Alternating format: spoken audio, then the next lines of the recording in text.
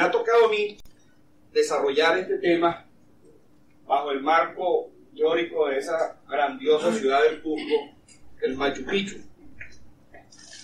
Espero que la próxima vez sea más larga la estadía y que me permita ir hasta el Cusco a conocer esa extraordinaria leyenda que plasma toda una vivencia de las civilizaciones que nos antecedieron. El norte de mi vida, en la parte de investigación, ha sido este insigne investigador español, Premio Nobel de Medicina, don Santiago Ramón y Cajal. Lo he perseguido a través de mi vida, inclusive Manolo Gallo tiene un compromiso conmigo porque todavía no me ha conseguido una obra extraordinaria de él, que es el discurso de incorporación a la academia, donde le daba una serie de consejos a los investigadores jóvenes, pero de cuya lectura tiene tanta vigencia en la actualidad que nosotros podemos señalar que somos una casta de obstetras y de embriofetólogos clínicos privilegiados, aplicando los conocimientos, los consejos de don Santiago Ramón y Cajal.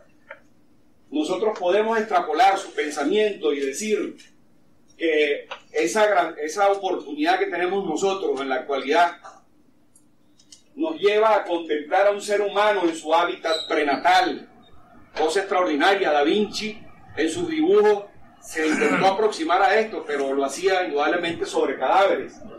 Definir, clasificar y agrupar las variables de su comportamiento. Polarizar nuestra atención por largos periodos de tiempo sobre esas variables para poder definir ecopatrones de comportamiento y analizar los resultados para aplicarlos en el proceso complejo que significa el diagnóstico médico. El diagnóstico médico es por sí mismo un proceso de investigación permanente. Yo no creo que hay que dividir a los médicos entre investigadores y no investigadores. Cada uno de nosotros, aunque no publique ningún trabajo ni realice un diseño de experimentación en un laboratorio, cada día al realizar la práctica médica está haciendo una investigación. Está haciendo una observación directa, está recolectando una gran cantidad de información, la está agrupando para emitir un diagnóstico, diseñar una estrategia metodológica en la atención del paciente, finalmente aplicar medidas terapéuticas para tratar de resolver el problema. Eso es un proceso investigativo que no se diferencia en mucho a lo que hace cualquier investigador de laboratorio. Bien, lo que sí debemos tener en cuenta es que en el éxito del ejercicio de la imagenología tiene que existir una ponderación, un equilibrio entre lo que nos produce la tecnología en función de sus imágenes y lo que es nuestra imaginación. Y allí nuevamente está presente el pensamiento de don Santiago Ramón y Cajal, que nos dice que ante los hechos de poder observar, poder analizar, poder comparar, debemos frenar los arranques temerarios de la fantasía y hacer que prevalezcan los pensamientos que más fielmente traducen la realidad objetiva. Él decía: yo comienzo a dudar mucho de los resultados de mi trabajo de investigación en la medida en que más imaginación le pongo al análisis de los resultados. Y allí nosotros debemos tener cuenta, o tener cuidado más que todo, en el sentido de que una imagen algunas veces nos puede llevar más allá de lo que está plasmada en ella y jugarnos algunas veces inducirnos a errores diagnósticos por procesos de extrapolación ilegítima en unos casos y otras veces por exceso de imaginación y en otros por omisión, como diría nuestro amigo Manolo Gallo, y que pudiera tener derivaciones jurídico-penales. Bien, entonces, a medida que ha avanzado el tiempo, los precursores, los maestros, ¿no?, los grandes matadores que se han lanzado a la plaza de este campo tan extraordinario como es la embriofetología clínica, han desarrollado tecnología y han buscado la manera de colocarnos a nosotros en el camino de es darnos las herramientas necesarias para aproximarnos a un diagnóstico adecuado. Y es así como han aparecido las técnicas de cribado. La obstetricia y la ginecología ha dejado de ser, como decía Archibald Cochrane, la especialidad médica que basa más la aplicación de los resultados sin ningún tipo de experiencia. Ahí está la citología, la aplicación del force, el monitoreo fetal, etcétera, etcétera. A partir de los trabajos de inducción de la madurez pulmonar con grupos control, comienza a desarrollarse un campo investigativo sumamente interesante, y somos los obstetras, los perinatólogos, los que hemos venido dando ejemplos en el mundo en el uso de técnicas de cribado. ¿Cuáles serían? Porque la idea es dejar algo práctico. Aquí me quedan dos alternativas a mí: o traerle un cúmulo de información que ha sido publicada en relación a la capacidad diagnóstica de las estrategias metodológicas, o simplemente dejarle a ustedes las herramientas sobre las cuales se deben fundamentar para procesar esa información. ¿Qué objetivo tiene el cribado o el tamizaje? Dentro de la población en general, buscar aquellos individuos que son poseedores de una condición que nos detecta una enfermedad, cuando la enfermedad está realmente presente, y estamos hablando de sensibilidad, o de excluir esa enfermedad cuando el individuo es completamente sano o no posee esa condición, y es lo que se conoce con el nombre de especificidad.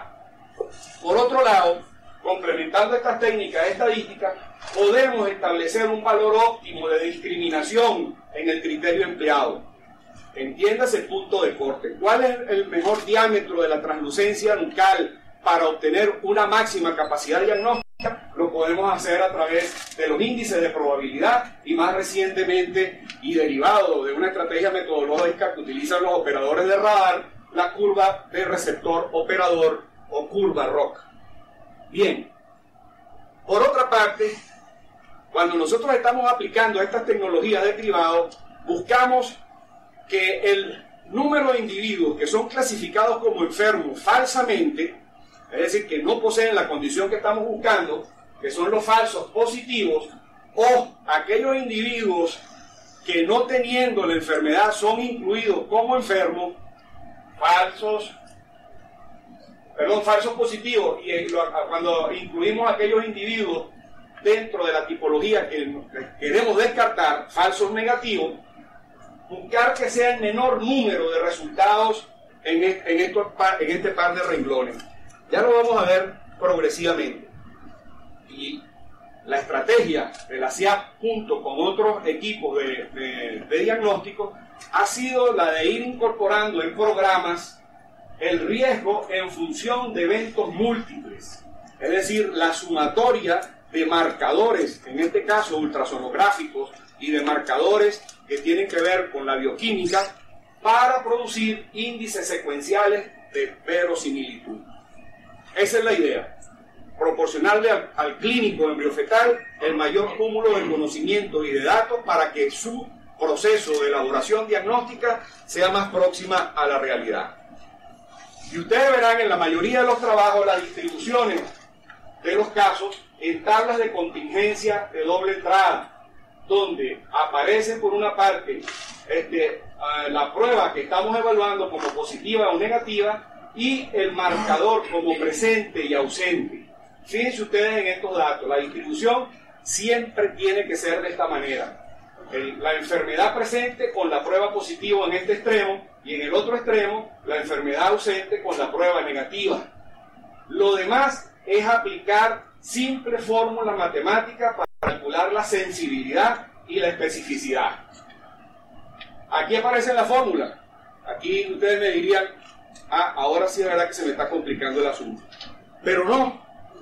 Hoy en día, y gracias a la cibernética, nosotros podemos utilizar, vamos a ver si abro este vínculo, calculadoras que nos permiten a nosotros llegar a hacer rápidamente el diagnóstico de la capacidad que tiene una prueba. Yo revisé la literatura peruana y conseguí en la revista un trabajo de Quispe y colaboradores, donde evalúan 410 casos con translucencia nucal, teniendo como punto de corte 3 milímetros. Y ven ustedes los resultados que ellos obtuvieron.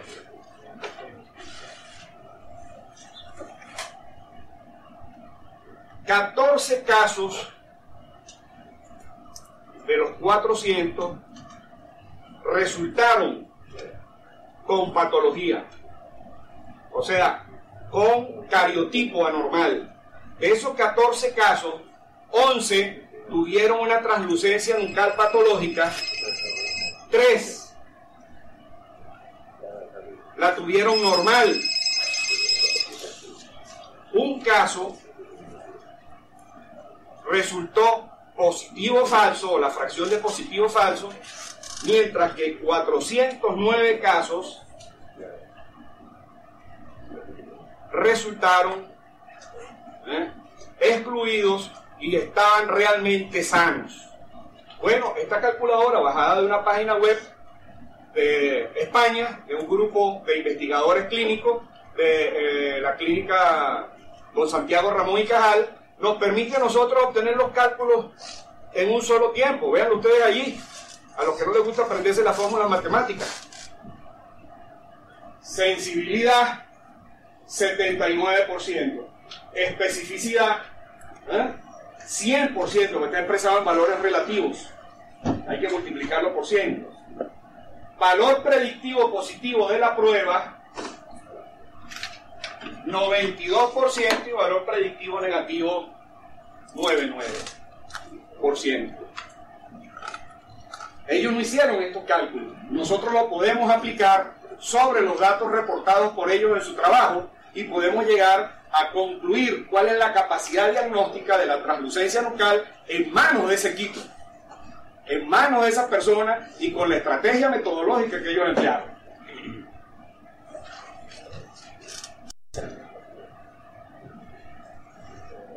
Bien, a los matemáticos frustrados que siempre también existen en la medicina pueden guardarse la fórmula e inclusive calcular los intervalos de confianza de manera práctica como aparece acá. Bien, lo ideal es que una prueba discrimine de esta manera entre la población sana y la población enferma, y el criterio diagnóstico, fíjense ustedes, con su valor promedio y la desviación estándar de esos valores promedio, excluya a cada una de las poblaciones. Eso no existe, ¿cierto, profesor Fernando? El médico que le diga que tiene 100% de sensibilidad en una prueba y 100% de especificidad en esa prueba, con falsos positivos y falsos negativos, aquí hay un error, 0% y 0%, simplemente es un charlatán. La realidad es otra. En las pruebas de cribado nosotros vamos a encontrar que esto no se da, la separación discriminativa entre las dos poblaciones. Todo lo contrario, lo que ocurre es que se van solapando una curva de los sanos con la curva de los patológicos. Y a medida que se van solapando y se van sobreponiendo las curvas entre una y otra, cambian los indicadores, cambian la tasa de los positivos verdaderos, la tasa de negativos verdaderos, la fracción de positivo falso y la fracción de positivo de negativo falso. ¿Por qué? Porque no existe ninguna prueba que sea capaz de discernir con exactitud del 100% una persona sana, en el caso del embrión, de una persona enferma. Tenemos que buscar el punto de corte entre estas dos poblaciones que nos permiten hacer una mejor discriminación, y eso lo logramos con la curva ROC que aparece acá, que mide la sensibilidad por un lado, y aquí en el denominador tiene 1 menos especificidad. También existen programas en la web que ustedes lo pueden utilizar para el cálculo de estos valores. Los clínicos tienen que tener presente que si se aumenta la sensibilidad, aumenta el número de falsos positivos y disminuyen los falsos negativos. Como quiera que se superponen las dos curvas, eso es producto de esa superposición de las escalas de valor. Y si la especificidad es elevada, aumentan los falsos negativos, fíjense ustedes cómo aumenta el área, y disminuyen los falsos positivos. una prueba discriminatoria en perinatología, en ultrasonografía, que se aproxime a un 60% de sensibilidad es buena. Pero resulta ser que la mayoría de las estrategias metodológicas propuestas hasta ahora tienen mayor especificidad que sensibilidad. Y por eso son malas. No, si podemos diagnosticar que el feto está sano con un 90% o más de probabilidades, la prueba es buena. Porque cuando se salga de ese valor, debemos pensar entonces en lo patológico.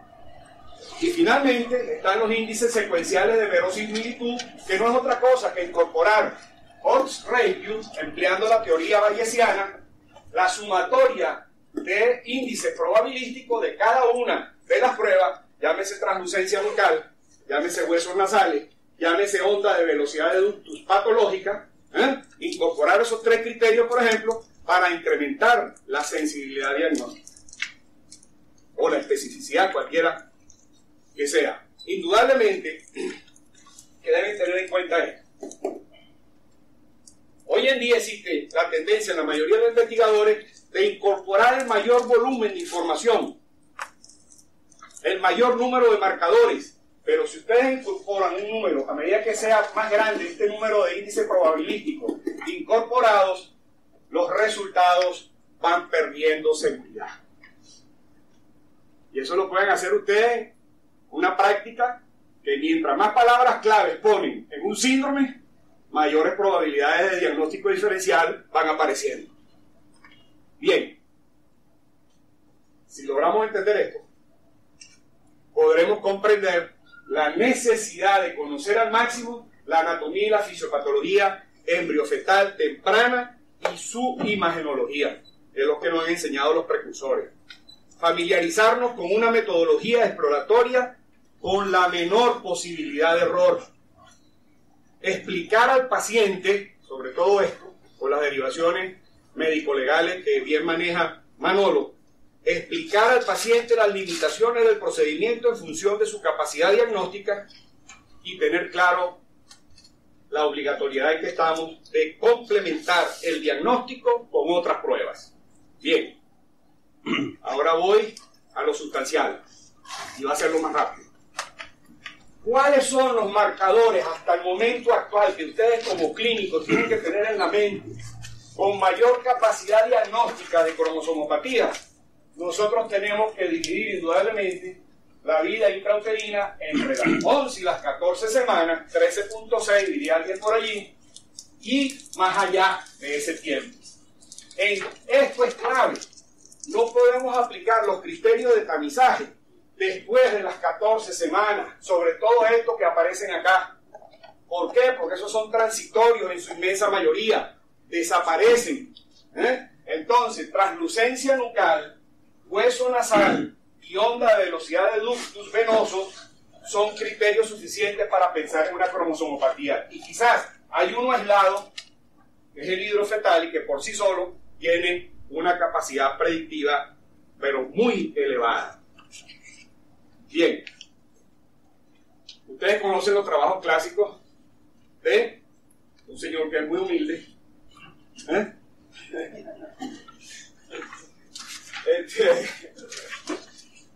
que no le gusta viajar en avión, y parece pues que cada un pensamiento que le tengo por ahí que lo identifica muy bien. Estos trabajos de Kipro Nicolai han recorrido el mundo, esas imágenes ustedes las conocen. Él diseñó una estrategia y ha hecho estudios, ya tiene un trabajo publicado con 200.000 y tantos casos, en los cuales se ha dedicado a medir la translucencia nucal, ha creado tablas, y yo de sus trabajos, lo único interesante que he derivado es la estrategia metodológica que ya había sido propuesto por otros grupos europeos. Esa estrategia metodológica consiste en el estudio debe realizarse entre las 10, 11 semanas a las 14 semanas, con una longitud craneocaudal comprendida entre estas cifras, utilizando la vía transvaginal o transabdominal, hacer un corte sagital completo del feto en posición neutral, es decir, que la actitud de la cabeza es importante, Una hiperextensión puede aumentar la medida hasta en 6 milímetros y la hiperflexión disminuirla. Distinguir claramente entre la piel y el amnios, y los calipers deben ser colocados entre los bordes internos de la piel, es decir, que la metodología está esbozada acá. Y eso es lo único bueno que tiene esa estrategia. ¿Por qué? Porque nos permite hablar un mismo idioma. Pero si ustedes se casan con otra medida, ¿no?, y le son fiel a esa medida y hacen sus trabajos con esa medida, eso no quiere decir que ustedes están diccionando fuera del receptáculo adecuado. Simplemente que cambiaron de estrategia metodológica, y así como unos utilizan la cinta métrica para medir la altura uterina y otros utilizan una regla elástica o flexible, pues eso es simplemente utilizar el instrumento que más les convenga, o a veces el único que se dispone. Bien, fíjense ustedes entonces que la estrategia metodológica seguida por la inmensa mayoría de los autores ha sido buscar un punto de corte que me dé la mayor capacidad diagnóstica por encima del 60% con el menor número de falsos positivos. Y entonces unos utilizan el punto de corte de los 25 milímetros, unos utilizan los 30 milímetros, los 35. De allí surgieron las tablas de Kipro-Nicolaides para los múltiplos de la mediana, para los diferentes puntos de corte, la edad de la paciente, la longitud craniocaudal. Esto lo pueden conseguir en cualquiera de los trabajos de él. Los que les guste esta metodología, háganla. Yo le digo a los alumnos, ustedes necesitan medir esta translucencia local para saber que eso es patológico.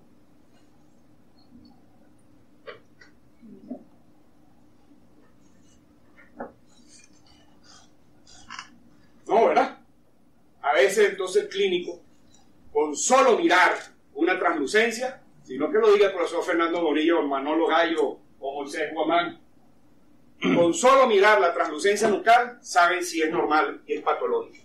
Y aquí le tienen la pieza. Y el segundo complemento sería la obtención de la onda de velocidad de flujo. En la actualidad, entre estos dos criterios, la onda de flujo del ductus patológica ya son elementos suficientes para que nosotros tengamos una aproximación a lo que es el ecofenotipo fetal temprano patológico. Indudablemente que eso nos lleva a nosotros a decirle al paciente: hay elevadas probabilidades que su bebé tenga un problema cromosómico, es necesario implementar otra técnica para confirmar el diagnóstico. Desde el punto de vista práctico, el clínico debe saber que existe un ecofenotipo normal entre las 11 y las 14 semanas. Una translucencia nucal normal, ausencia de hidrox, un hueso nasal presente y una onda de velocidad de flujo ductal totalmente normal, como la que ustedes están viendo acá. Debemos recordar que al obtener la onda de velocidad de flujo en el ductus, puede esta contaminarse con la vena cava inferior y darnos una falsa imagen de onda patológica. Entonces, repetir las observaciones constantemente en un periodo de tiempo de 14-15 minutos son más que suficientes para descartar entre una onda normal y una onda patológica. ¿Ustedes creen que esto requiere ser medido en translucencia nucal? Una de las patologías que más es edematizante para fetos son las cromosomopatías tipo Turner. Te lo he dicho. Machete 20 puntos. Y vean ustedes la onda de velocidad de flujo ductal totalmente patológica con una reversa sumamente profunda. Esta onda chiquitica aquí, Mario, nos dice que el ventrículo derecho está fallando de una manera impresionante. Bien. Ahora fíjense ustedes, no solo la trisomía del par 21, la monosomía X0 y el Klinefelter pueden darnos imágenes de translucencia o de edema fetal. Vean ustedes este caso estudiado alrededor de las 10 semanas con una longitud craniocaudal, con un ductus, vean ustedes acá, que si bien acá no se ve muy bien la reversa, se pone de manifiesto en estas últimas ondas de acá. Un pelo más adelante, vean ustedes esto. El edema marcado, pero aparece un elemento importantísimo en el ecofenotipo. Vean ustedes cómo se van incorporando elementos a la clínica. Es un cráneo en fresa. Entonces yo digo, trisomía 18, es posible. Cráneo en fresa con un ductus patológico y un hidrops fetal. Además, una anomalía en las extremidades inferiores. Bien. Confirmado con una prueba Fish. Vean ustedes la correlación ecoanatómica entre el edema y la anomalía de las extremidades inferiores. El síndrome de Klinefelter también puede dar marcadores. Vean ustedes acá, y en este caso pensamos que se trataba de un Turner. Y lo impresionante fue el resultado cuando nos llegó, que nos dijo pues, que se trataba de un síndrome de Klinefelter. Finalizando, es necesario que conozcamos que además de las cromosomopatías, existen una gran cantidad de condiciones, de patologías, de ciemopatías embriofetales que están asociadas al incremento de la translucencia nucal. Y destacan entre ellas estas. Es decir, que los criterios de screening, de tamizaje o de cribado que se utilizan para las cromosomopatías también son válidas para la cardiopatía, como nos confirmará el profesor Muñoz más adelante. Bien. 200.868 casos realizados por este señor. Se ha convertido, creo que en el American Journal of Obstetricia y Ginecología aparece en la portada una translucencia nucal en el último número. ¿Por qué la translucencia nucal ocupa por primera vez la portada del American Journal of Obstetricia y Ginecología? Gracias al auge que ha adquirido esto como procedimiento de cribado. Bueno, fíjense ustedes, translucencia identificó 76.8 con falsos positivos de un 4.2%. Y la ausencia del hueso nasal, 69. ¿Por qué no metieron el ducto? Aparece un pedacito nada más en el artículo. Porque es de Matías, es del grupo no anglosajón. Ahí es donde la medicina basal en la evidencia está presentando sesgo, profesor Gallo. Le cae nada más a los que hablan inglés, a los que publican en inglés. Y los europeos y los latinos que estamos generando información, pues estamos out. En esa medicina basada en la evidencia, nosotros tenemos que ponerle el ojo. Quispe, en homenaje a los peruanos, sobre el tema, ya hicimos los cálculos respectivos acerca de la sensibilidad y la especificidad obtenida por él. Bien, concluyo con esto. Hay 3 reflexiones. Escojan con cuál de ellas se van a identificar. Hipócrates decía, observa, ve por ti mismo y confírmalo con muchas observaciones. Paracelso, no citar autoridades. Por eso es que yo he cogido el menor número posible aquí. 2. Sino utilizar la observación, las pruebas y los argumentos. Paracelso. Y finalmente, quizás ustedes encuentren alguna semejanza con esta última reflexión y alguno de las revisiones que he traído a colación. Nunca hasta el presente he cometido error alguno en el tratamiento o en el pronóstico. Si alguien desea obtener renombre, lo único que necesita es aceptar lo que yo he sido capaz de demostrar y hacer el curso conmigo allá en el King College. Muchas gracias.